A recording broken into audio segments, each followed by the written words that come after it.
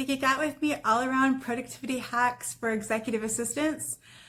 If you're ever wondering, how do I become more efficient, get more work done in less time, and which productivity hacks actually work for us? Well, I've got all the tea for you.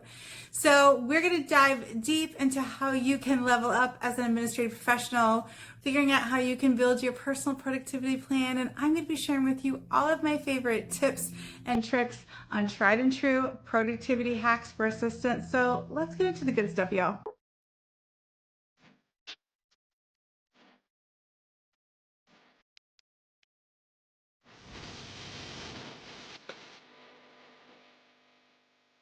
Hello, everyone. I am so excited that you are here to geek out with me all around productivity. So if you are new to me, my name is Melissa Peoples. I am an executive assistant coach. I am the former executive operations advisor to the CEO of the New York Times. I have a YouTube channel dedicated to administrative professionals, and I have been in the industry just like you for the last 25 years, supporting executives in the C-suite all the way from education to high tech. And now I get to spend all of my time training and educating administrative professionals to learn how to crush it in their role, to utilize technology to create bandwidth in their role so they can really lean into the areas of the business that they absolutely love. And today we're going to be talking all around productivity and productivity hacks specifically for us. Like many of you, I have sat in the chair supporting executives and also managing all of the things, and we all know that it can get a little bit overwhelming. So I'm going to be sharing with you 30 of my very favorite tips and tricks so that you can become more productive and get more done in less time. Now, I will say this. As administrative professionals, there is not a one-size-fits-all. Many of us have different styles of working. We process information differently. We all have habits, but I'm going to be sharing with you tips and tricks so that you could create your own personal productivity plan and get more work done based on the way that your brain works. So if you are ready to get into it, let's get started. So today we're going to explore how to break free from toxic productivity habits. I've created this session just for you, so let's dive into understanding what toxic productivity really means and how you can transform your work habits for the better.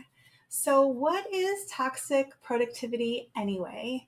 So when I think about toxic productivity, it's all about creating that mindset where constant work and busyness are seen as essential to our success.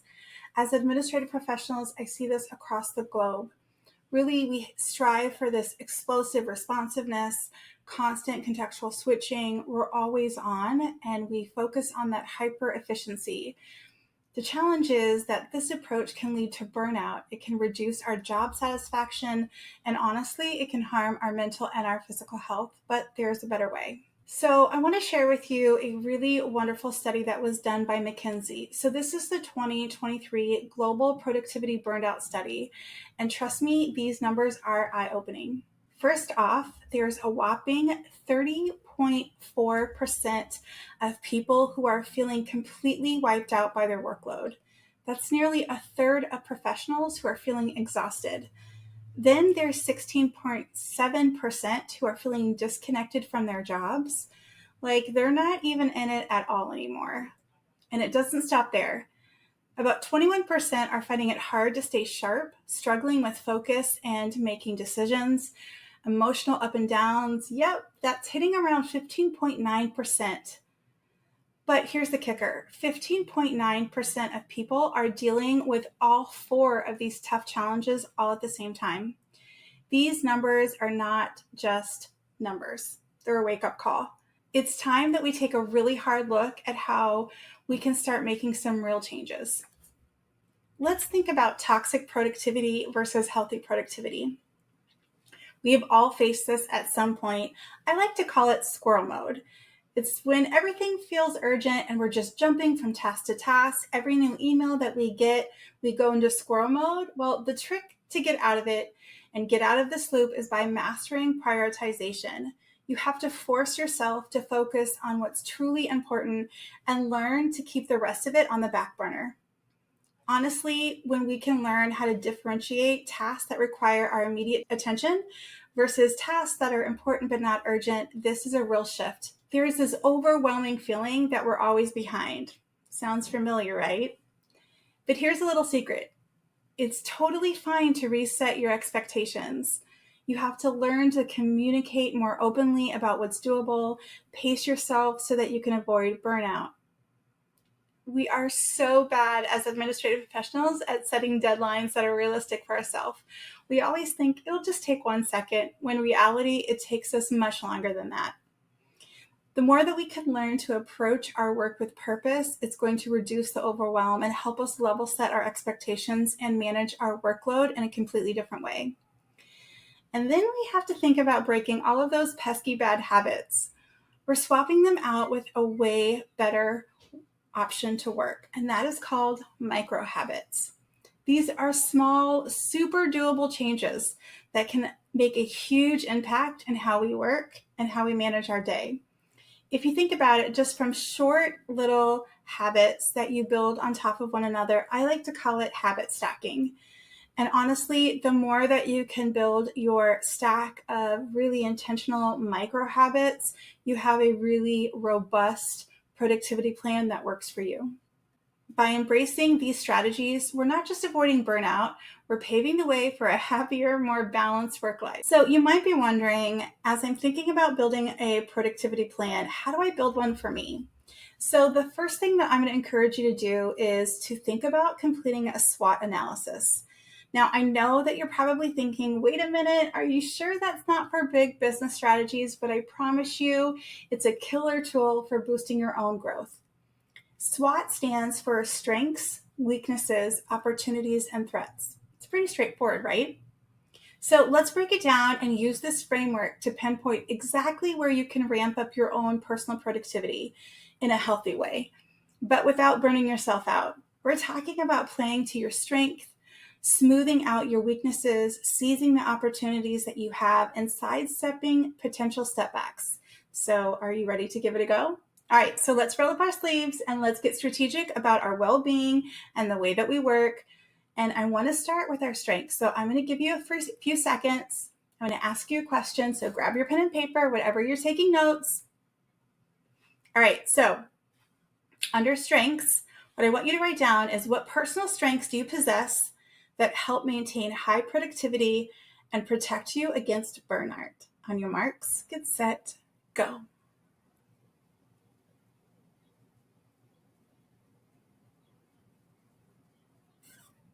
Okay, under W, what is one perception or limitation currently associated with your personal productivity that you would like to change or improve?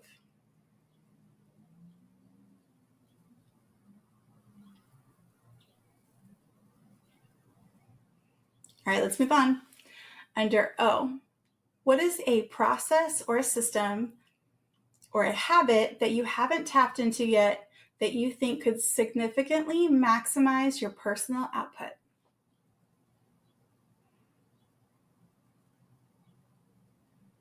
And finally, for T, what external pressures or stressors are currently impacting your productivity and increasing your risk of burnout?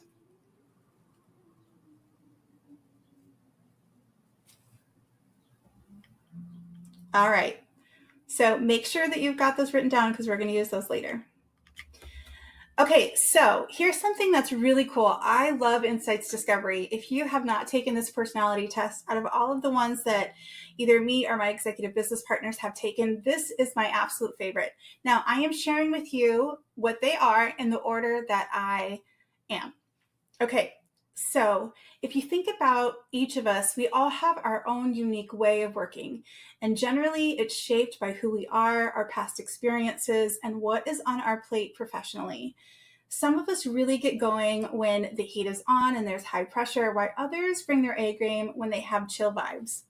So get a grip on those personal styles. It isn't just about self-awareness, but it's crucial for spotting how and why toxic productivity might be sneaking into our daily work lives. If you can recognize your individual work rhythms, it will help you tailor strategies and help keep you productive without tipping over into the area of burnout. So let's dive deep into understanding these differences a little bit better so you can work smarter and not harder. Okay, so first up, this is all me. I am yellow.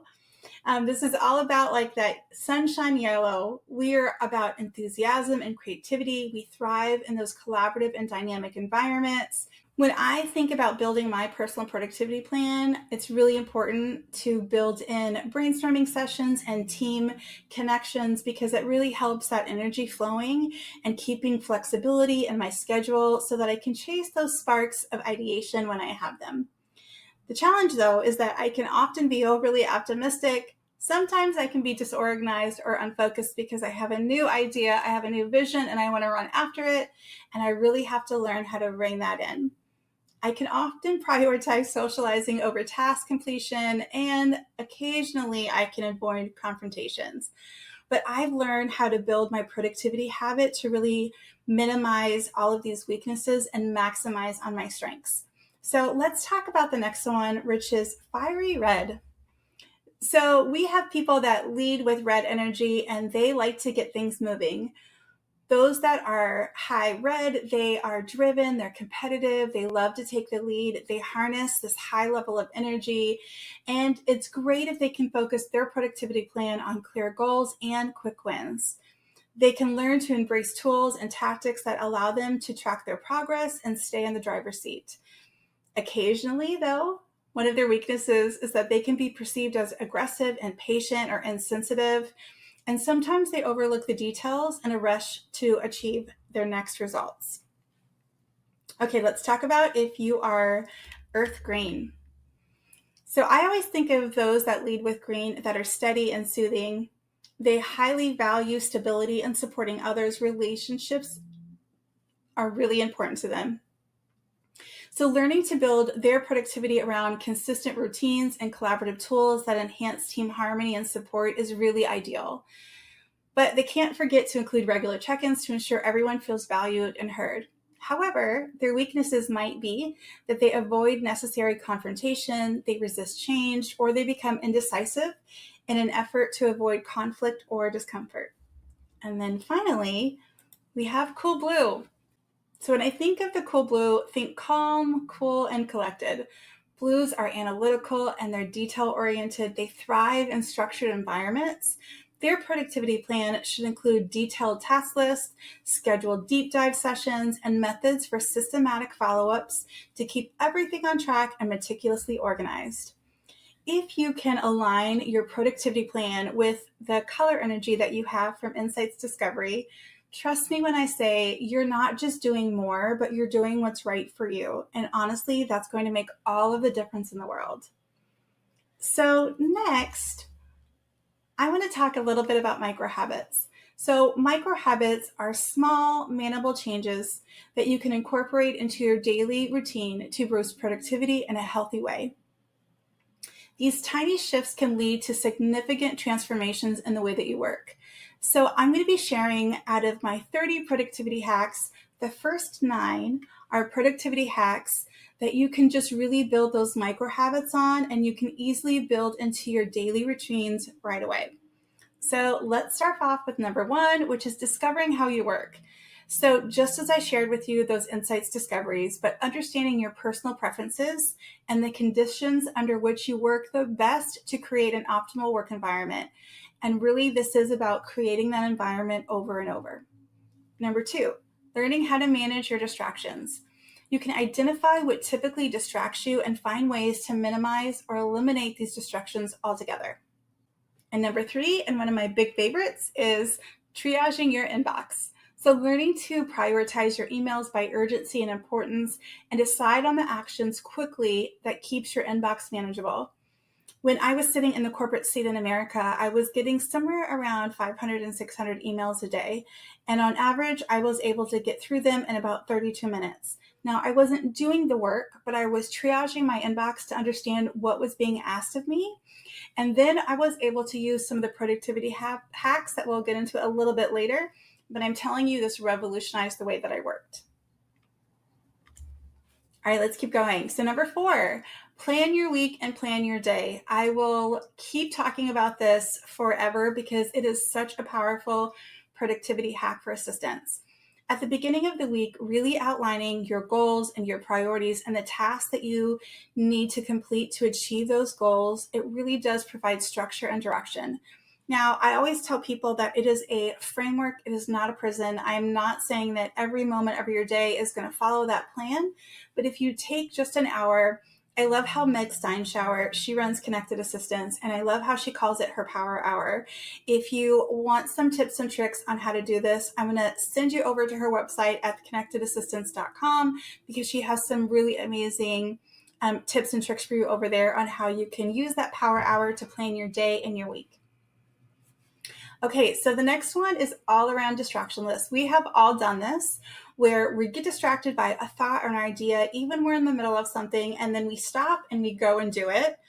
Instead, if you create a distraction list, and this can be pen and paper, or this can be something that is digital, but whenever you're distracted by a thought or a task, go to your distraction list and write it down so that you can deal with it later, and then you return to focus on your current task at hand. Number 6, establishing really good routines. If you can learn to develop and stick to routines that promote your productivity and align with your personal and professional goals, and really get into the habit and making yourself accountable to if you are following these routines, honestly, this is one of the biggest shifts that we can make. I always tell assistants that you can't get on the other side of success if you don't know what your roadblocks are. So if you can establish good routines and systematize the way that you're working, and then keep yourself accountable to those routines, they will become like second nature to you as you work on them.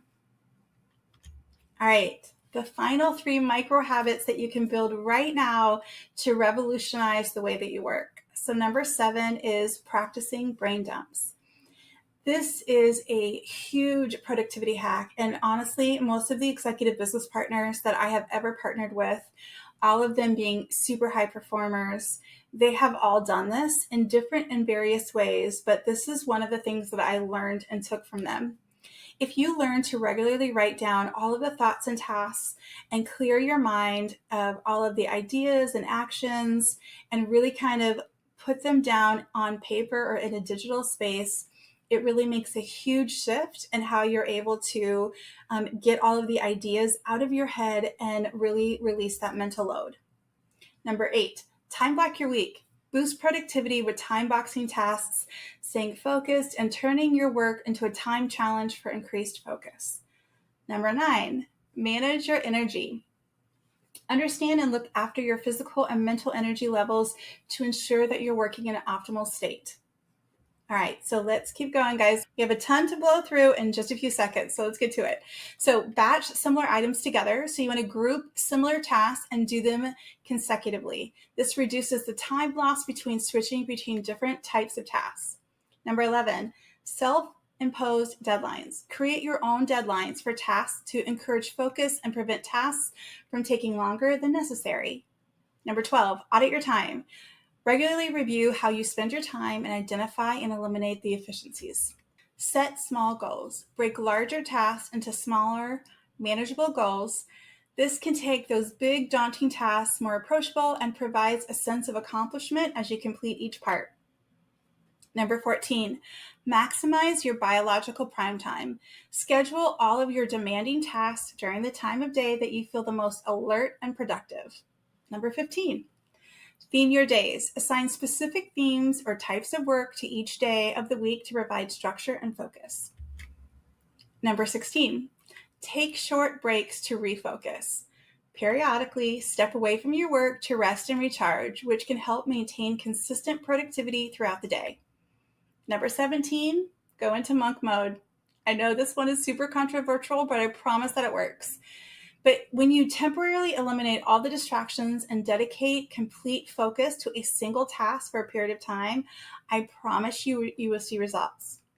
Number 18, control your devices. Set boundaries for device usage to prevent unnecessary interruptions and time wasters. 19, automate whatever you can. Use technology, AI, and automation to automate repetitive tasks, save time for more important, high-value activities. Number 20, get up and move. Regular physical activity can boost energy levels, clear your mind. Number 20, get up and move. Regular physical activity can boost energy levels, clear your mind, and improve overall productivity. 21, practice monotasking. Focus on completing one task at a time, which can lead to more efficient and higher quality of work. 22, use your emails wisely. Be strategic about when and how you check and respond to emails to prevent it from consuming your day. Number 23, get better at saying no. Politely refuse requests that do not align with your goals or current capacity to ensure you're dedicating your time to those high priority tasks. Number 24, try doing deep work. Dedicate blocks of time to work intensely and without interruption on those high value activities. Number 25, create a prioritization matrix.